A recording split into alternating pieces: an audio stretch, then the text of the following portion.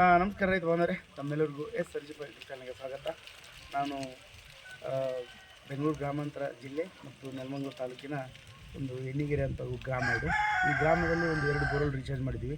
ನಮ್ಮ ಸಂಕಲ್ಪ rural society ವತಿಯಿಂದ ಯಜಾಕಿ ಅವರು CSR ಆ್ಯಕ್ಟಿವಿಟಿಯಲ್ಲಿ ಮಾಡಿದ್ದೀವಿ. ನಮ್ಮ ಈ ಒಂದು ಬೋರ್ವೆಲ್ ರೀಚಾರ್ಜ್ ಮಾಡೋಕ್ಕೆ ಎಷ್ಟು ಖರ್ಚಾಗಿದೆ ಅಂತ ನಮ್ಮ ರೈತ ಬಾಂಧವರು ಹೇಳ್ತಾರೆ. ಸ್ವಲ್ಪ ಮಾತಾಡೋಣ ಬನ್ನಿ ಅವ್ರ ಜೊತೆ. ನಮಸ್ಕಾರ ಅಣ್ಣ.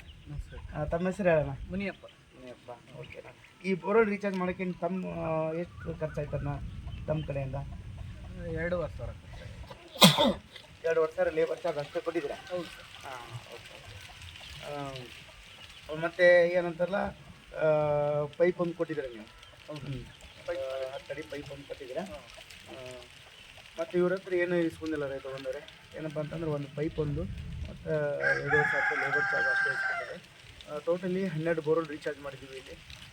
ಇದೇನಪ್ಪ ಅಂತಂದ್ರೆ ಸ್ವಲ್ಪ ಬೇಸಿಗೆಯಲ್ಲಿ ಕಡಿಮೆ ಇತ್ತು ನೀರು, ಮತ್ತು ಮಳೆಗಾಲ ಬಂದು ಆಟೋಮೆಟಿಕ್ಲಿ ಚೆನ್ನಾಗಿ ಆಗ್ತಿತ್ತು. ಆ ಒಂದು ಉದ್ದೇಶಕ್ಕೋಸ್ಕರ ಇವರು ಬೇಸಿಗೆಯಲ್ಲಿ ಕಡಿಮೆ ಆಗಬಾರ್ದು ಅನ್ನೋ ಉದ್ದೇಶಕ್ಕೋಸ್ಕರ ಈ ಒಂದು ಬೋರ್ವೆಲ್ ರೀಚಾರ್ಜ್ ಮಾಡಿಸ್ಕೊಂಡಿದ್ದಾರೆ. ನಾವು ಪ್ರತಿ ವರ್ಷ ಈ ಒಂದು CSR ಆ್ಯಕ್ಟಿವಿಟಿಯಲ್ಲಿ ಬೋರ್ವೆಲ್ ರೀಚಾರ್ಜ್ ಮಾಡ್ತಾ ಇರ್ತೀವಿ. ತಾವು ರೈತ ಬಂದವರು ಯಾರು ಇದ್ದೀರಾ, ನನ್ನ ನಂಬರ್ ಇರ್ತೈತಿ, ಅದು ಕಾಂಟ್ಯಾಕ್ಟ್ ಮಾಡ್ತಾಯಿರಿ, ಒಂದು ಅನುಕೂಲ ಆಗುತ್ತೆ.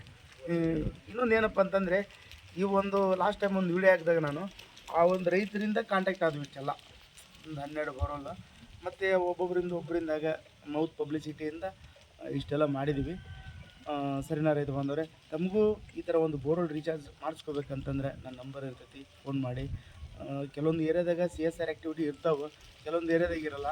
ಆಗ ಇರಲಾರ್ದಾಗ ರೈತರೇ ಆ ದುಡ್ಡು ಅಷ್ಟು ಅಮೌಂಟ್ ಪೇ ಮಾಡಿಬಿಟ್ಟು ಮಾಡಿಸ್ಕೋಬೇಕಾಗುತ್ತೆ. CSR ಆ್ಯಕ್ಟಿವಿಟಿ ಇದ್ದಪ್ಪ ನಾವು ನಿಮ್ಗೆ ವೀಡಿಯೋ ಮಾಡಿ ಹಾಕ್ತಾಯಿರ್ತೀನಿ. ಇಷ್ಟು ಬಂದಿದ್ದಾವೆ ಒಂದು ಏರಿಯಾಕ್ಕೆ, ನೀವು ಮಾಡಿಸ್ಕೊಡ್ರಿ ಅಂತ ಹೇಳ್ತಾ ಇರ್ತೀನಿ ಸ್ನೇಹಿತರೆ. ಸರಿನಾ? ನನ್ನ ನಂಬರ್ ಸೇವ್ ಮಾಡಿ ಇಟ್ಕೊಳ್ಳಿ, ಬೋರ್ವೆಲ್ ರೀಚಾರ್ಜ್ ಅಂತಂದು ನಿಮಗೆ ಅನುಕೂಲ ಆಗುತ್ತೆ ಅಂತ ಹೇಳ್ತಾ ಮತ್ತೆ ಮುಂದಿನ ಸಿಗೋಣ.